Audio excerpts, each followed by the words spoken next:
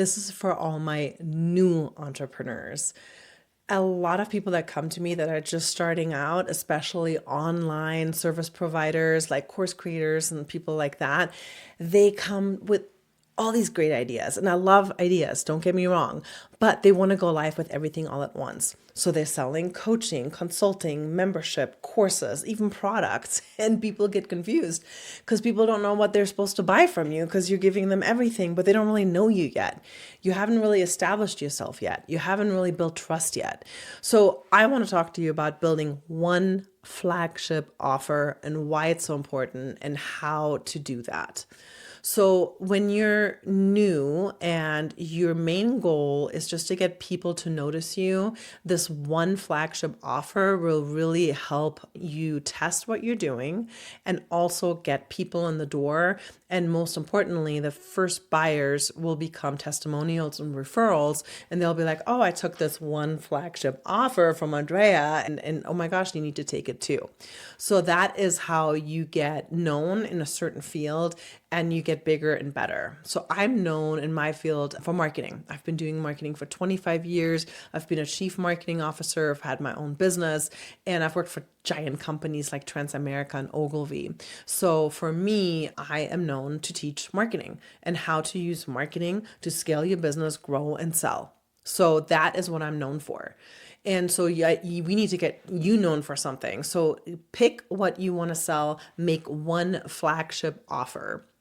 Because if people don't know what they want to pick because they have so many offers, they just don't pick anything at all. And you really want to be clear at the beginning and just move people into one direction. And that is just easier when you do it with one flagship offer. You don't have to do that later. Later, you can do more. So for example, I have had this business. I closed it down about 4 years ago after my dad died and all this stuff happened in my life. I ended up taking this different job somewhere and I ended up deciding that I didn't have time for this business. So I recently brought it back up, brought it back online. But I've done this, right? I know what I'm selling. I'm selling similar things. I still have customers from last time that just bought immediately the second I said, hey, I'm live again. They're like, oh my God. And they bought from me. So I do have multiple offers. So you don't have to stick with this one flagship offer. It's only at the beginning when you're new.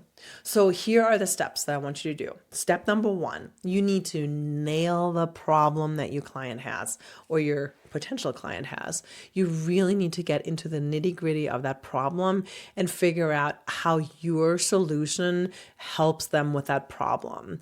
You need to really know the specific outcomes that will make your offer irresistible. That is so, so important.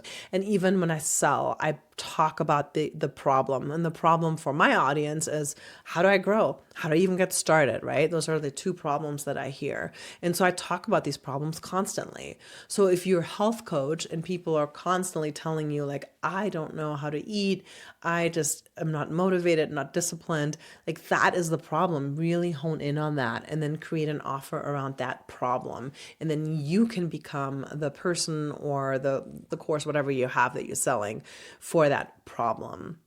Then step number 2 is define the promise. So what happens after they work with you?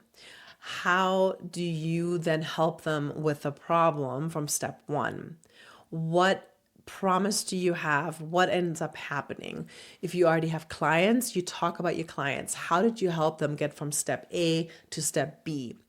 If your offer is vague, people are not going to buy. They're going to get confused. They're not going to really understand it. But if they're like, oh my God, she's talking about my problem. That's exactly my problem. And now she's telling me how she's going to fix my problem. This is what I need. I want to get from step A to step B. And they're going to buy. The next thing is pricing. Pricing, oh my gosh, I get questions on this all the time. Andrea, how should I price my offer? It really all depends. So the way that I like to do pricing is I look at competitors. I don't look at competitors way ahead of me or way below me. I like to look at my same level. So if you're a new entrepreneur, you got to look at other new people. Because if everybody is promising or selling something for $17 and you sell it for $2,500, they're not going to buy from you. So you need to make sure you're kind of in that same range as most people are. hour.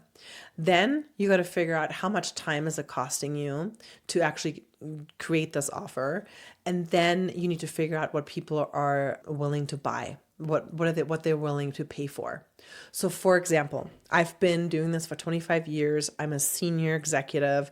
I can charge about $1,000 to $2,000 an hour for one consulting call. But I don't sell my consulting calls to people that have that kind of money. I sell to brand new entrepreneurs that are just starting out. They're probably struggling. They don't have $2,000 to give me.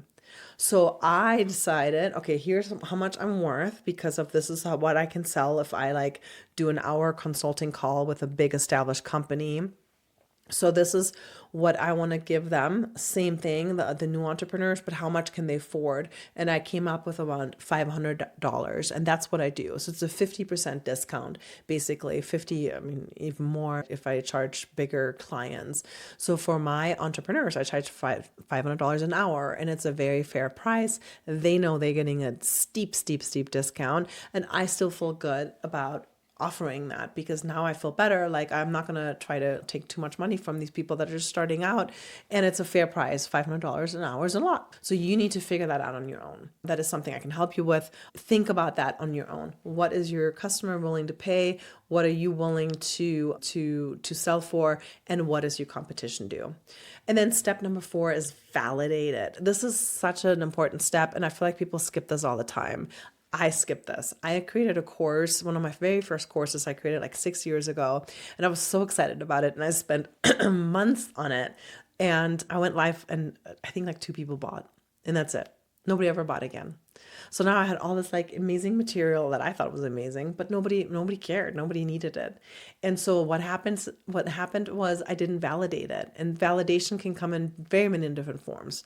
You could talk to people, find 5 people that would be your potential buyer and talk to them about it. Like, this is what I want to do. This is what I want to sell. This is what it's going to look like. This is the problem I'm trying to solve. And this is the promise that I give. And this is how I solve it. And then see what they say. If they're interested, maybe they'll even become your buyers. Another way to do this, and this is a little tricky, so I don't recommend this for everybody, but another way to do this is to actually sell it before it's built. So for example, I'm a course creator, so I would have like the thumbnail, the title, the description, the agenda of the course, kind of like I know what's going to be in the course, and I sell that, and then I wait if people buy, and then if people buy, then I go build the course. It does become very stressful and you have to do it really fast. And so that is something I only recommend for people that are ready to do it.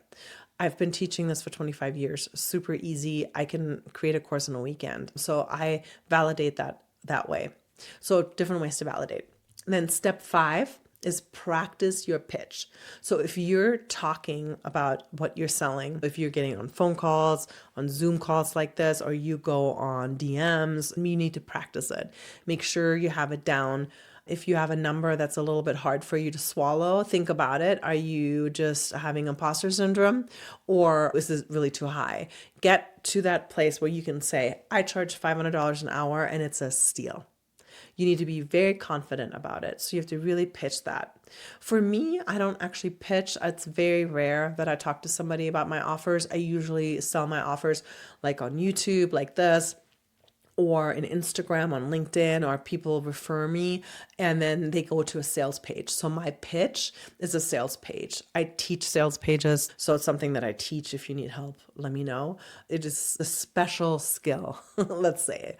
So that's the way that I pitch, and the way you pitch could be different, but practice, and practice. All right, so when to expand? So once you have your flagship offer, you've sold it. So that means people buy it. So now you've actually proven that people are interested in it. Then you really listen to those buyers and you fix that offer. You make it better. You optimize it. Then you sell it again. And you do that a couple of times, 3 times, 5 times. All depends on how many people you get in, what your goal is. Then, only then, you start working on your next offer. Sometimes the next offer is the same thing. So for example, you could have a course on losing weight, and then you can also have one-on-one on losing weight. And then people can choose what they want. I do that with some of my courses, my homepage conversion course and my AI search course.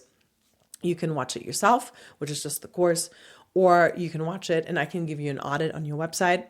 Or the third option is I can give you an audit on the website and then also write for you to make it better. So there's three different offers on the same main offer, right? Or you can just sell multiple things, but you really need to have your flagship offer down first. You need to be known for this flagship offer so people can refer you, they can give you testimonials. And once you have that really done and sold multiple times and it feels like, okay, I got this, that's when you move on to your next offer. All right, well, let me know what your first flagship offer is. I'd love to see it.